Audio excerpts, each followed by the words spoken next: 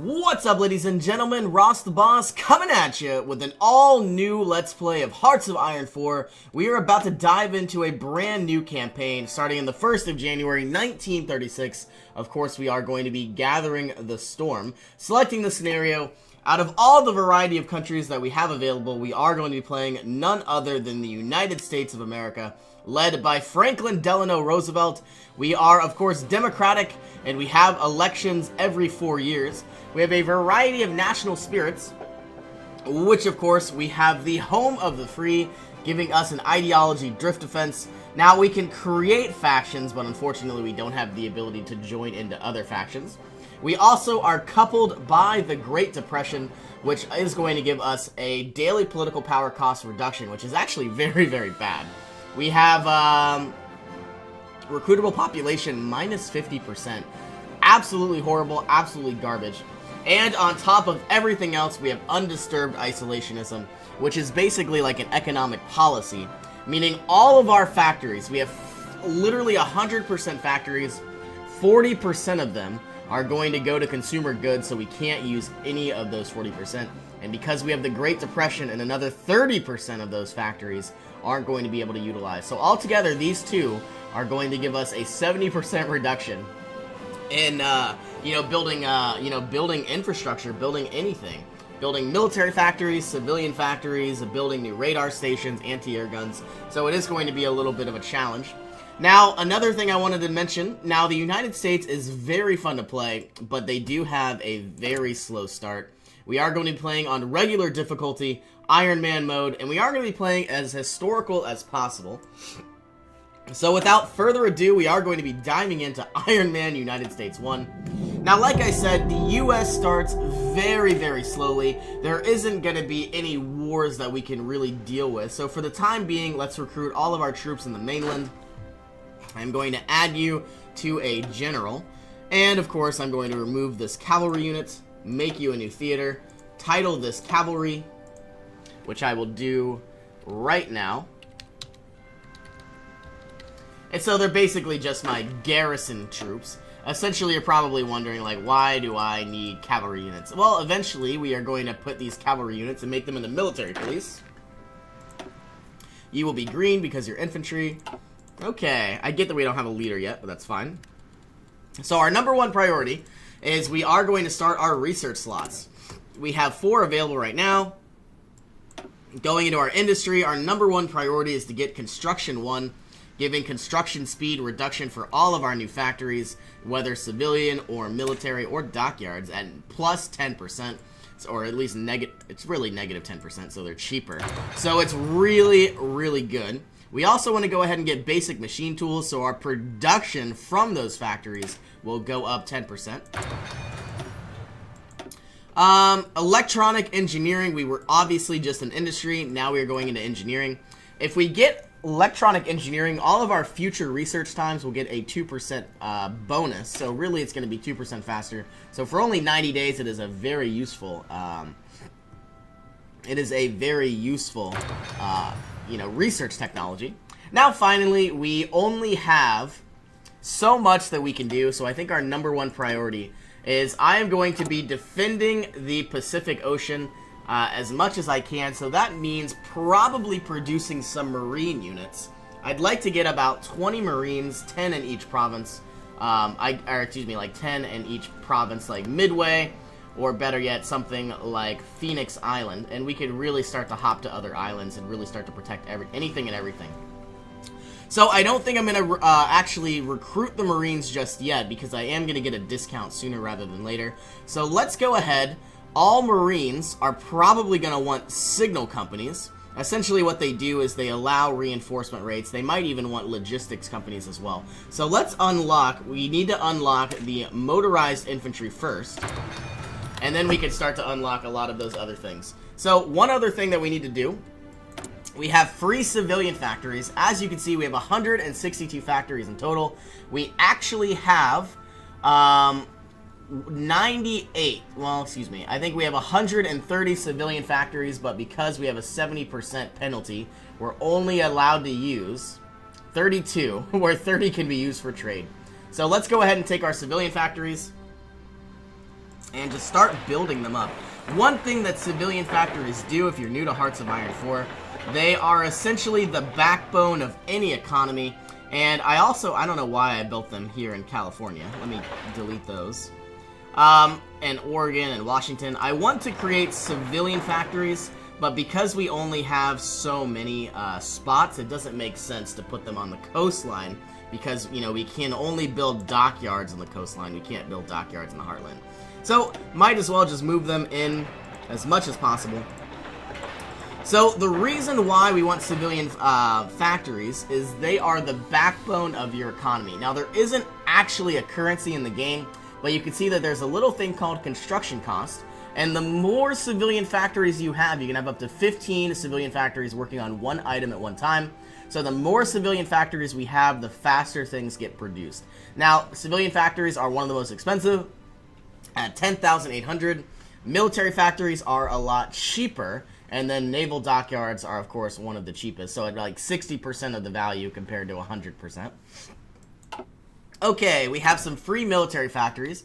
My number one priority is to basically build up our Marines and try to garrison the Atlantic. So that means we're going to need a lot more weapons. Right now, let's look at our weapons. We need 1,000 weapons, and we're actually producing a deficit, which doesn't make sense, but we'll figure that out in a moment. Looking at our production, so basically we had 2 factories. We have 5 of 10 available. We are going to bring you on up to 3 more, making us 5 of 10. And we do want a little bit of support equipment, so let's give you 3 support equipment. And there we are, 10 of 10. I'm also going to go ahead and start building some ships. I have a lot of,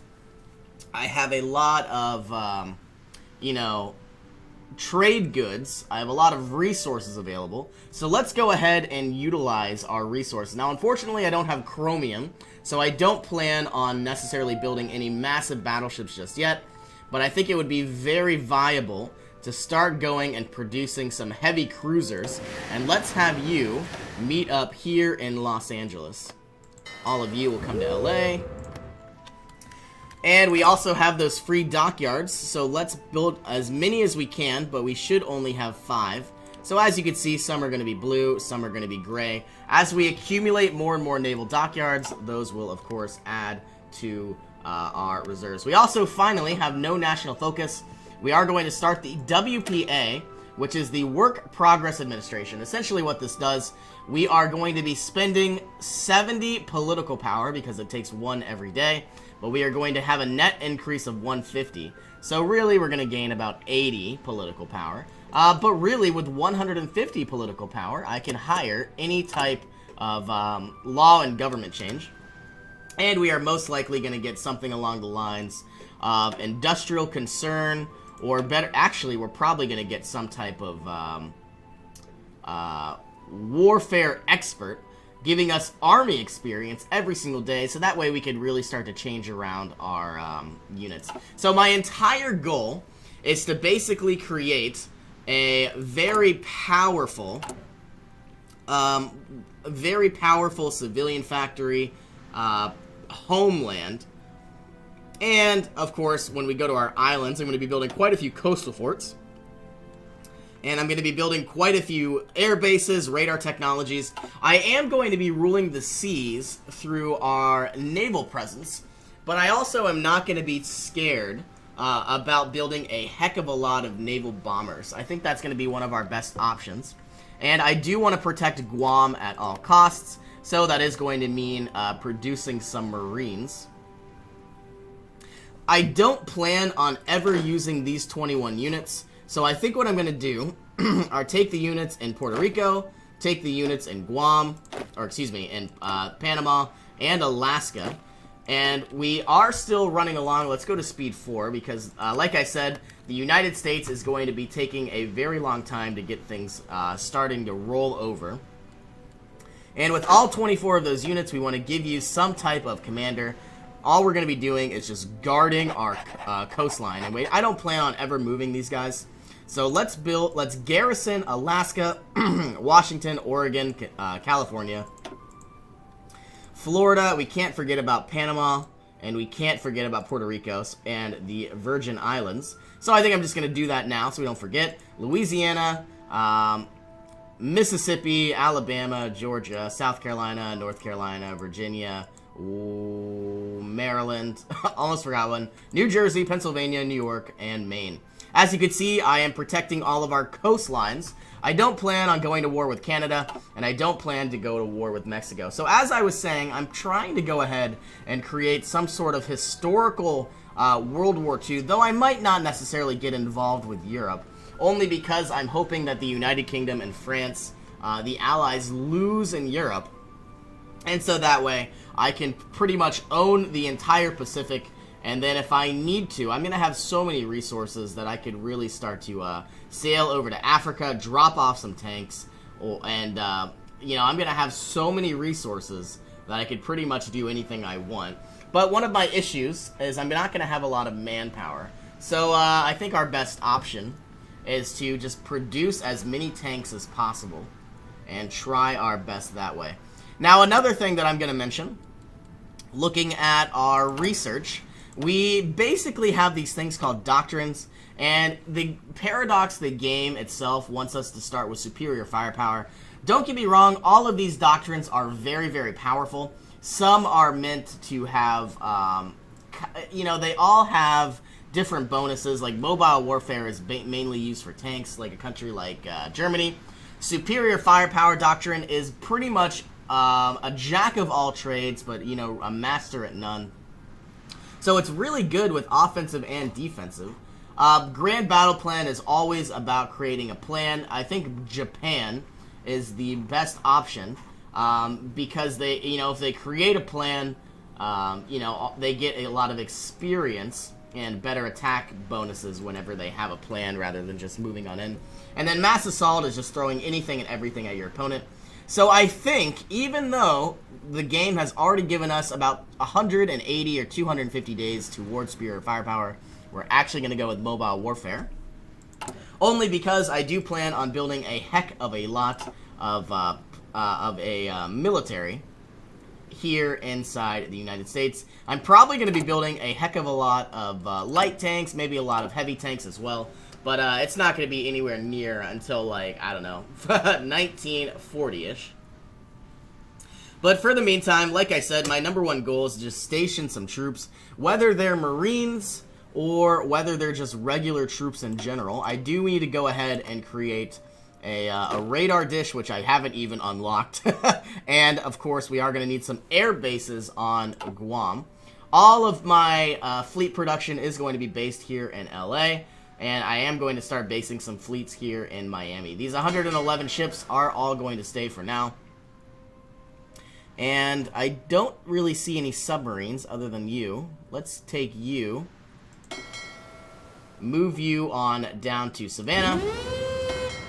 And let's take these submarines.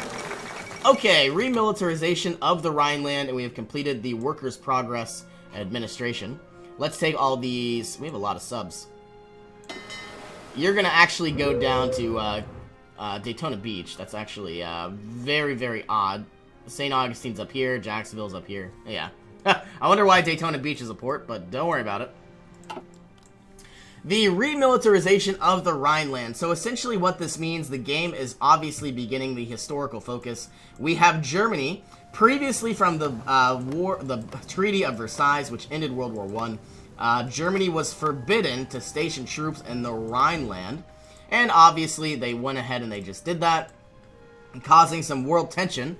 But as you can see, it is no more than the Germans walking into their own backyard, a political commentator in Britain observed. So the remilitarization of the Rhineland is going to add some world tension. We have also completed the Workers' Progress Administration, giving us our 150 political power. We also want to go ahead, if we start working on reaffirm the Monroe Doctrine, we can increase our trade opinion with all American nations. So I think I'm going to start that as well. With our 150 political power, it would make a lot of sense to go ahead and unlock a political workhorse or a silent workhorse, because right now we are coupled by the Great Depression and we are working on investing our political power here inside some sort of national focus. So the reason why we want a silent workhorse is we have a net of 0, and all of this time that we aren't getting any political power, it is going to be a little bit dangerous. So I am going to get a silent workhorse, then eventually a war industrialist, and then possibly a theorist to start accumulating either any of these experiences, whether Army, Navy, or Air Force. Let's go ahead and hire our silent workhorse, Robert Taft. And we went from accumulating 0 every day to 0.3. So I wonder if there's really anything that I can do. Like I said, it's going to be a slow start, but I'm going to be planning on... I absolutely need to protect our garrisons as much as possible. And I think our best option... I normally hate doing this, but I'm going to start building up some coastal forts first. One... Now, these are going to be... All of our civilian factories are queued first, because I don't think we're going to be going to war anytime soon. But I want all of our islands to have 1 level of coastal fort out of 10, and essentially the enemy is going to get a negative 15. All 3 of these provinces are part of 1 landmass. And, of course, our actual port is here inside this island. Let's figure out what that is in a moment. I'll talk about it. So, much like Hawaii, the only port is inside Honolulu, so it wouldn't make sense for the enemy to land on any other island because they wouldn't be able to get supplies. So protecting as many ports as we can, all the way up here as well. Don't think we're going to be building on Alaska. So pausing the game real quick, what I was trying to say, Honolulu is the only one with an actual base here inside Hawaii. A naval base is really what extends your supply, and it allows you to put, more people here inside the island, and obviously they don't take attrition. Same thing with this island. I believe it is I was going to say the American Samoa, but I lied. So it doesn't make sense. Ah, yes it does. We have ports in all of these areas. That's not good. So we need to figure that out. Can we move you to Hugh, you to there, and you to there? You need to go here. I don't know what's happening. Whatever. Alright, so luckily, if we are idle with our research, they will accumulate up to about 30 days of free research. So our number 1 priority now is to work on mechanical computing, giving us a further reduction here in our research time, going from negative 2% plus negative 3, so on to a negative 5 reduction altogether. And as soon as we can, I want to go ahead and recruit some Marines, but I think our priority is to gain, reaffirm the Monroe Doctrine, then into the Bureau of Ships, then into fund the Navy, and then I want to expand the United States Marine Corps, giving us research bonuses for Marines 1 and Marines 2.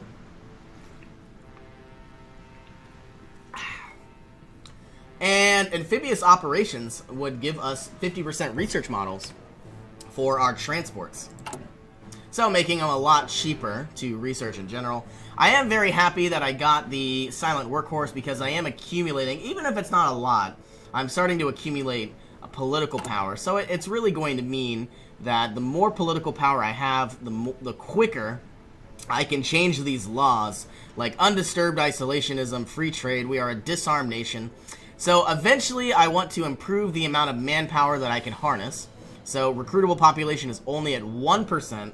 Free trade, 80% of all of our resources are currently being exported. So we're only utilizing 20%. And even with those 20, we still have quite a bit of resources. But I am going to be using as much steel as possible and as much oil, so it wouldn't make sense to trade it to our enemies. And there was one other. We also have our civilian economy law. And essentially what that means is we have a penalty for the number of actual factories that we can put to good use. Now, it is going to be a little challenging to continue to move, but we are going to take all of these submarines. I don't think we're really going to be convoy raiding. I think, actually, I lied. We're going to take all of these submarines. You are all going to go here to the Line Islands. We should have 3 different commanders of submarines. These 12 are going to go ahead and make their way to Hawaii, or Honolulu. And we should have some additional, one more vessel. Oh, you know what? It was moved to Savannah, that's why. And you are going to make your way all the way to Wake... actually, let's go to Guam. And I'm going to take all of these submarines, and we're just going to try to raid convoys. I don't know if it's going to work, but we aren't even at war with Japan. And obviously, Japan hasn't declared war on China, and we only have 4% world tension. So not really too much going on in the world, except for Germany's remilitarization of the Rhineland. Sooner or later, they are going to take all of Austria through a diplomatic coup. And they are going to try to gain the Sudetenland, going to try to take Memel. And then eventually, I believe they are going to take a little bit, they're going to remove all of Czechoslovakia and then take some bits of southern Slovakia as well. Research slot is available. Now we have the ability to dive into our different types of industry. We could either have concentrated industry or we could have dispersed industry. Essentially what this means is we could put our industry all throughout the countryside, or we could put them all in major cities. There are big bonuses. More concentrated industry gives more factory output, which means things get constructed quicker. Or we could have them spread to the Urals, meaning they would take less bombing. And also we would gain some efficiency retention and some efficiency base. I think instead we're going to go with concentrated industry.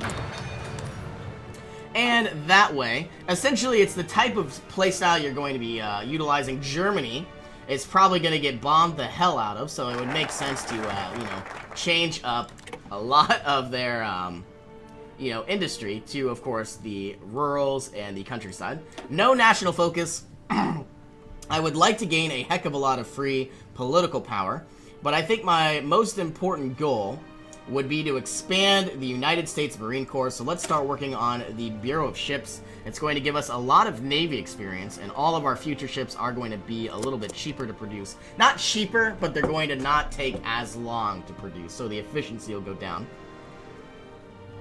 Looking at our actual construction, we have a long way until our coastal forts can get started. And I am going to want to produce an airfield on every single province. Airfields are very, very cheap, but it is going to be a little bit of a challenge trying to garrison these guys up.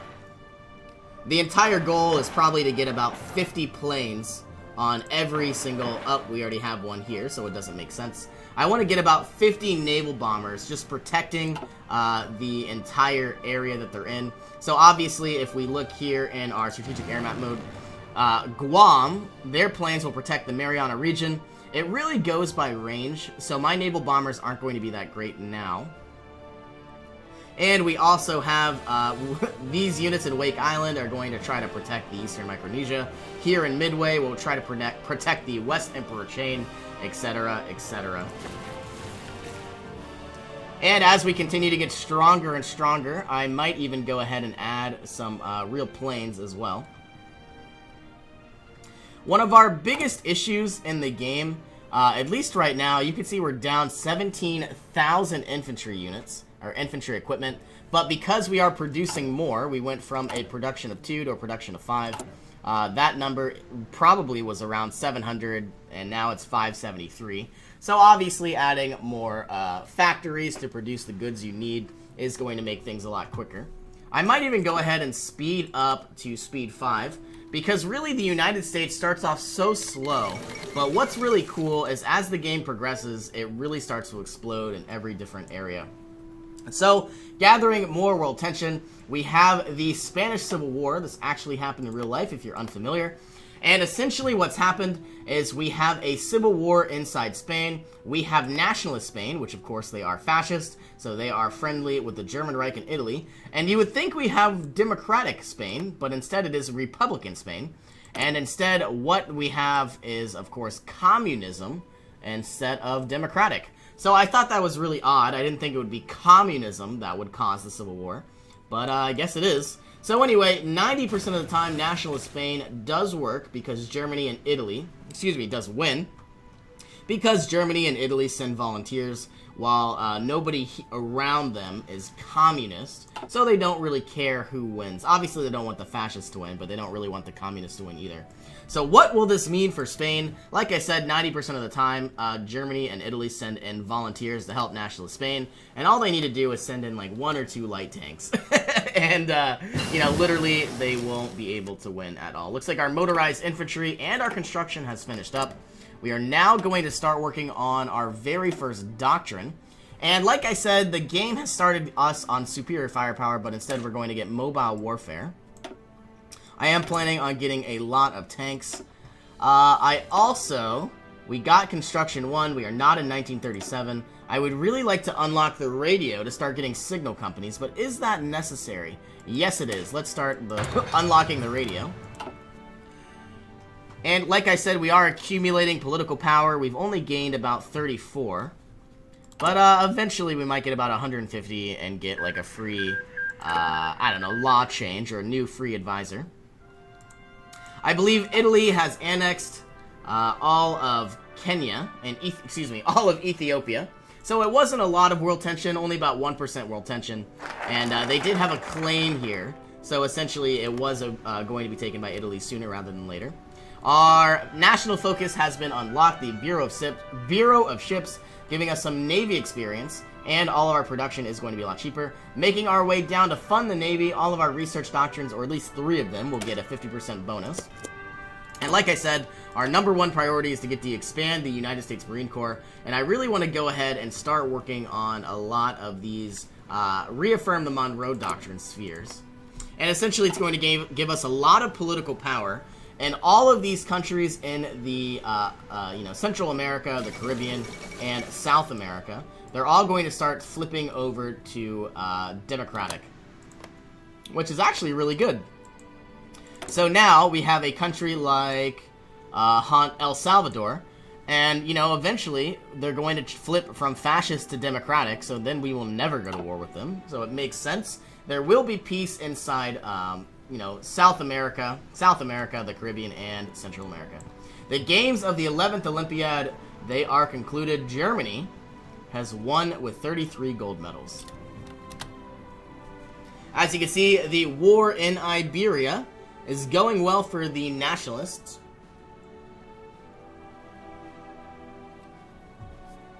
So not too much that's really going on right now.